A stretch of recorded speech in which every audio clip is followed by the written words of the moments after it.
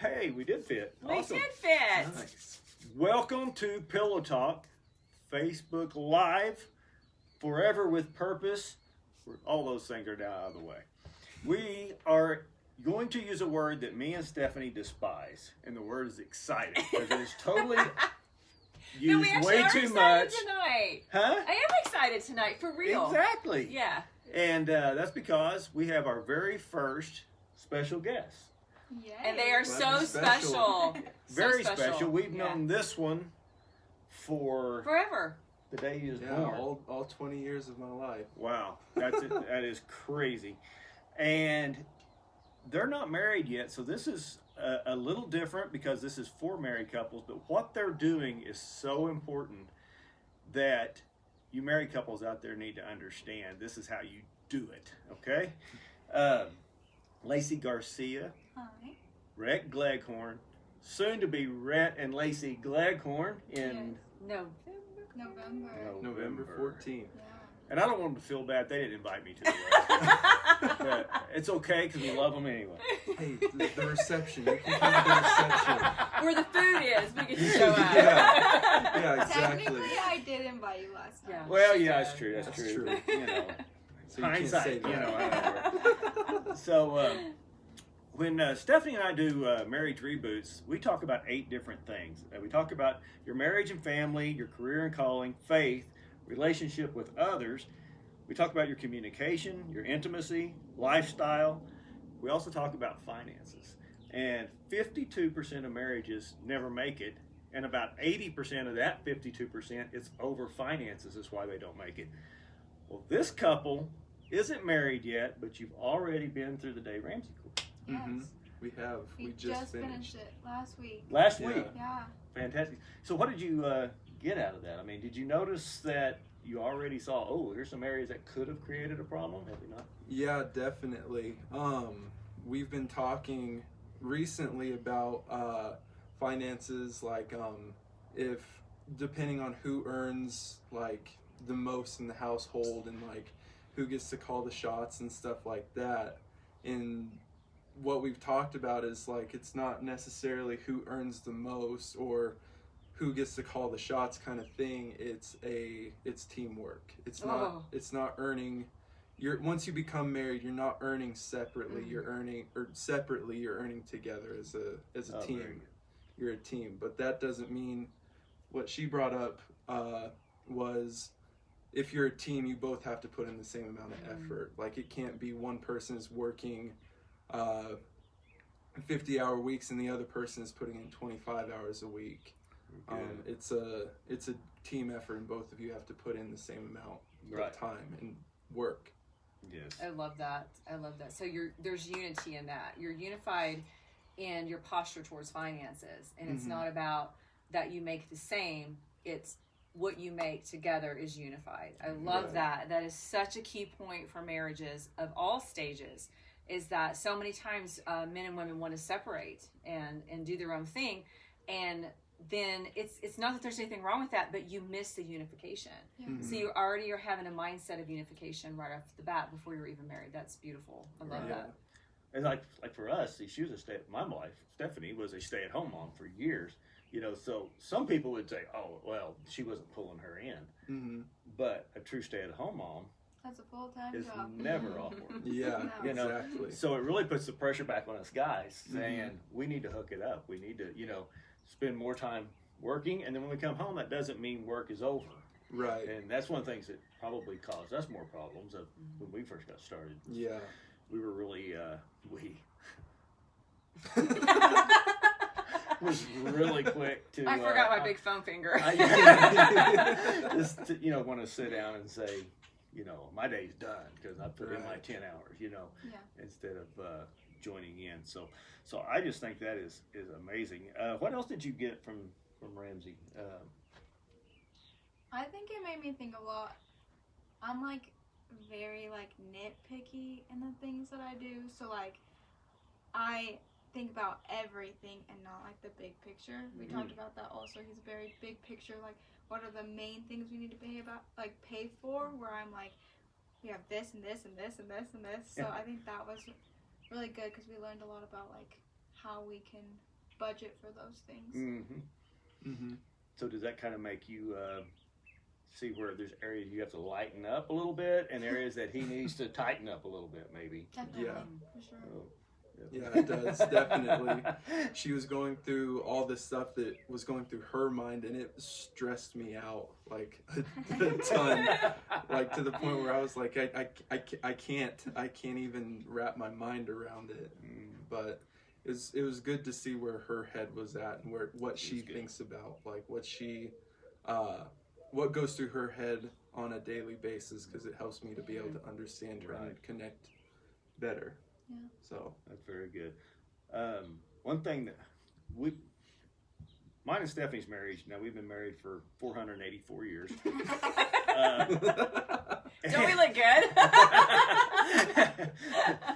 And it's not been real conventional as far as, we don't do things the way a lot of married shows tell you you're supposed to do them. You know, we don't have date nights. Mm. Yeah. We date all the time. Right. Okay, I mean, so I don't handle the finances. Mm-hmm. When everybody's like, well, you know, the Bible says that the man's supposed, you know, I'm like, well, you find that scripture, and, you know, more power to you. But the thing is, she's the detail person.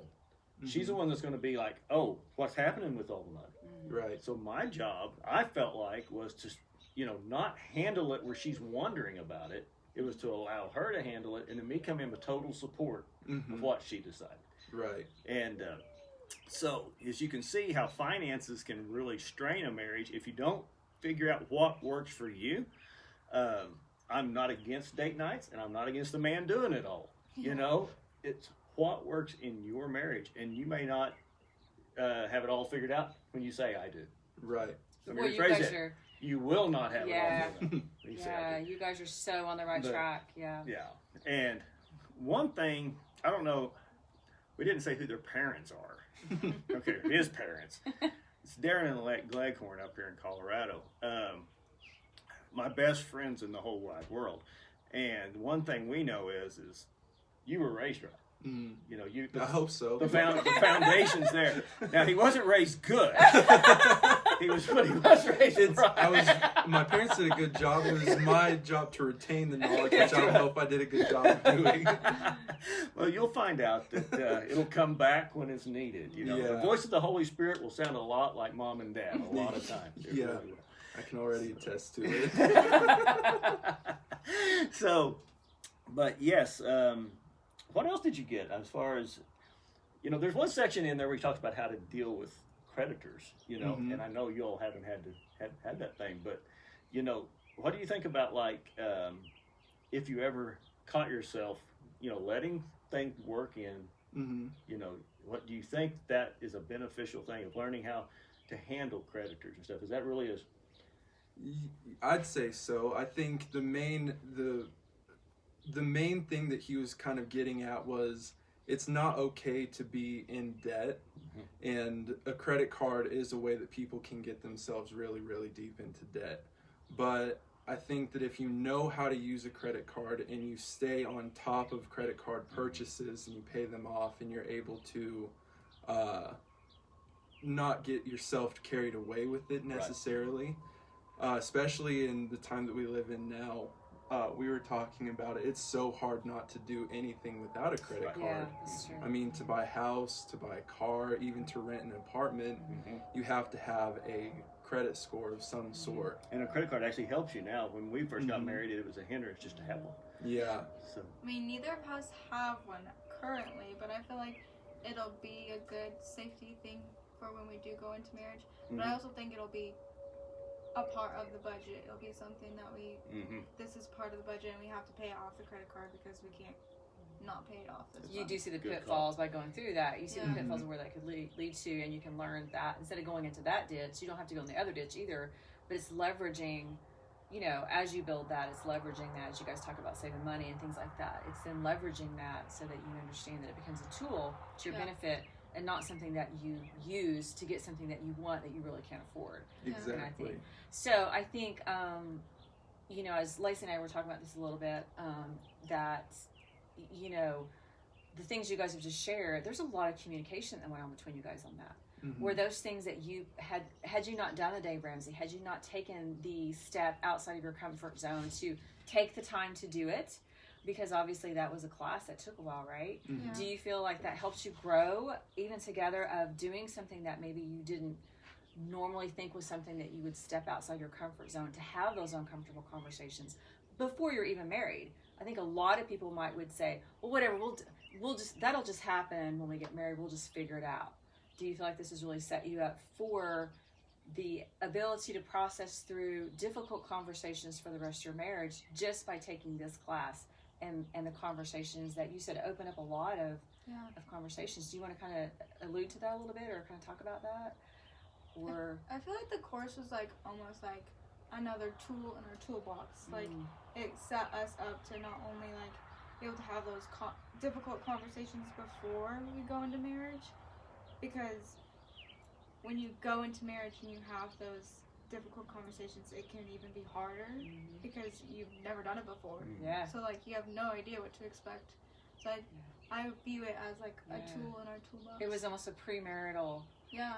process, even though it was really not intended that, right? It was something, and one of the most critical things in marriage is finances. So I think I just think that is fascinating that you guys, not only did you take the class, but you actually learned something on top of that wasn't even an intentional thing that you did, and yet you begin to understand how important that was, and to be able to have conversations about money before you have any together is pretty huge, you know? I mean, that's huge. And then I also liked what you said about like, now that we've had the difficult conversations and we've gone through them, like we can do it. Like You know you can do it. we can do it, and other difficult conversations will come up, and we know how to communicate through that. So beautiful. Yeah. And that's going to eliminate so much frustration when you guys can have those authentic communications like that. Yeah. Going forward in any area of life, and you're just going to know, and there's going to be so much less frustration because your expectation is, hey, we can have this conversation. We know that we're different.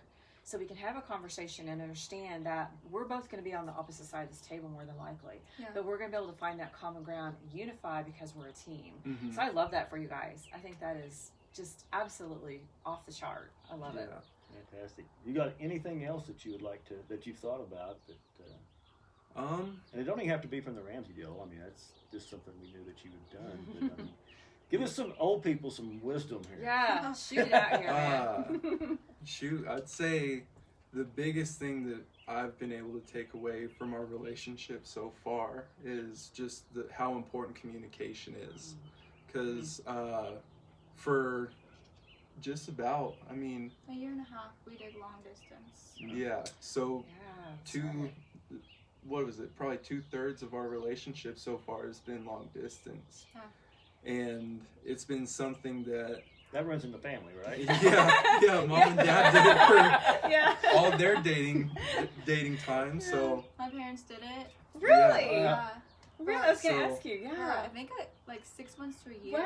Wow, look Yeah. at that. Yeah. You're just carrying on the tradition. Yeah.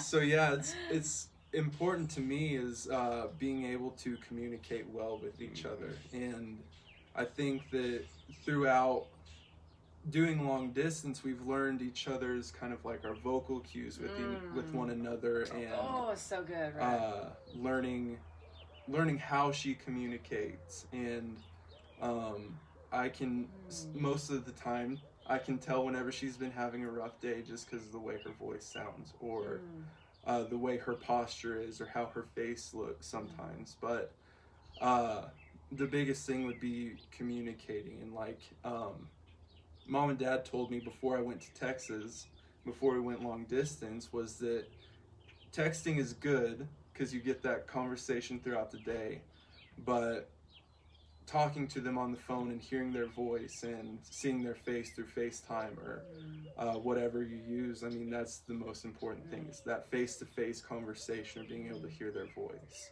So good. So Very good. You have anything else you want to add to that?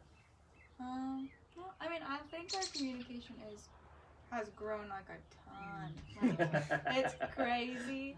But I think what I enjoy the most is like how you never fail to ask me, how was your day, and like, what did you do today? Because I mean, even though that's like such a simple question, it means the world to me that you like ask that. So That's awesome. There's some great advice, men and women who've been married for a long time. Absolutely. How many of you come home and ask your spouse, hey babe, how was your day today? Not, oh God, you should hear about how my day was. It's like, how was your day? Yeah. How did it go for you? That is powerful. such a powerful piece of communication right there. Simple yet powerful, that can be passed, that needs to be in our marriages forever. So In that's a good piece making sure that you actually listen yeah. to, not just it becomes part of your vernacular, like, how's your day? And then you tune them out for 2 to 3 minutes that they're telling you about their day. Actually listen, and then if you can, bring it up in conversation, like, oh, do you remember da da da da, and then it shows that you actually listened and that you care about what they're saying. Investing because you have value in your spouse. That's so good, man. I don't think there's anything we could have had better. Thank you very much. Yeah, thank you guys so much. Thank you so much. You know, our motto here is end frustration through better communication, and you're seeing how this young couple has already started that. They're setting themselves up for success.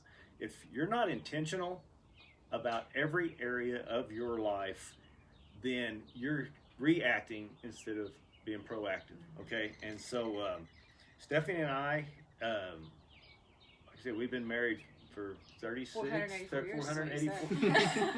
See, I forgot already. Had she said it, though, I would have been listening and known it.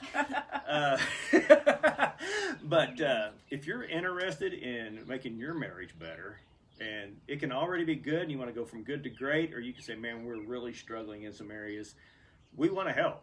And we do that through what's called a marriage reboot, and that's for both stages of your marriage. We also do what's called SIMBA, Save Your Marriage Before It Starts, and we would love to help you go to just having an excellent, intentional marriage. And I don't really have anything else. Do you? I'm good. I'm good. Thank you guys for joining in tonight. Joining us here in beautiful Colorado with this fabulous young couple. And we appreciate you guys so much, and we hope you enjoyed this time with us today with Rhett and Lacey. And absolutely. Thank you guys again. We're Thank so you. proud of Thank you you all. We don't know what to say. So it's gonna be speechless. great. Look forward to watching you grow. Thank you. Thank you. See Good night, y'all everybody. next week, See you same next time, week. same place. Now I got to get up and look silly. Act natural. Yeah.